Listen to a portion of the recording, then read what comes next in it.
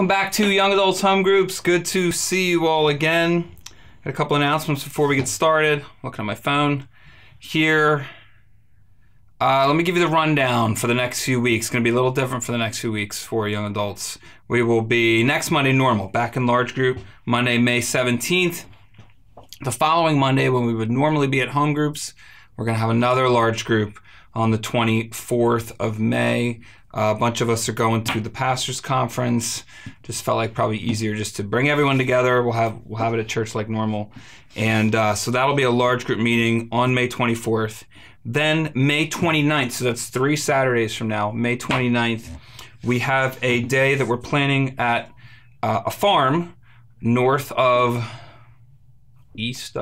above Newtown, like Washington's Crossing kind of area. The Ely's, Luke and Elizabeth, you may have met them. They've been coming out to our group.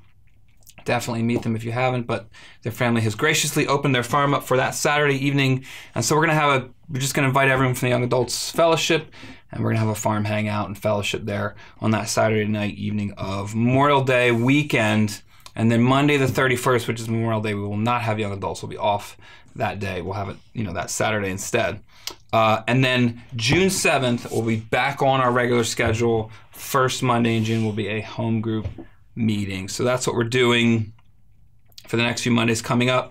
Tonight, we are taking the next 6 sections of Psalm 119 from verses 49 down to 96. Again, if you're looking at your printout, you see that it has those weird words above each section, and those are the English sort of interpretation of the Hebrew letter that begins each verse in the section. So verses 57 to 64 each begin with the Hebrew letter Het or Heth, depending on how you say it. And I just left that in there for you to see. Kind of interesting bit of Hebrew poetry. I brought the color coding back. It seemed to make sense this week, so you can trace some of the themes. And the coding is not inerrant, so you might find other things that I didn't color code. You might disagree with my color coding, but hopefully it's helpful a little bit. And I picked 5 themes in this passage for us to discuss. They are themes that we've kind of hit on a little bit already this year, but this psalm takes us, more into them, maybe further into them. And so just have a few questions on each theme for you to get into, especially memory. How does memory work in the Christian life? People of God, how do they use memory and meditating? We're talking about comfort and hope in the verses that are read.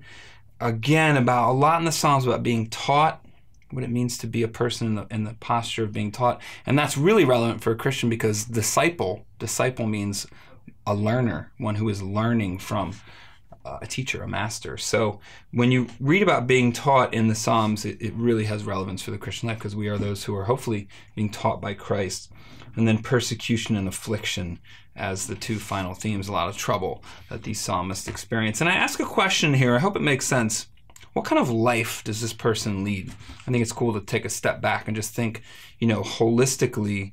If I had to describe this, if this was my friend who wrote this, or maybe a stranger, a friend of a friend, and they said, what do you think this person's life is like? How would I talk about it? I think that you can come up with some really interesting things to think about in terms of the Christian life and what you see about it here in this psalm. So enjoy Psalm 119, bless each other, pray for each other, get into good spiritual discussion, and we will, Lord willing, see each other back at large group next week.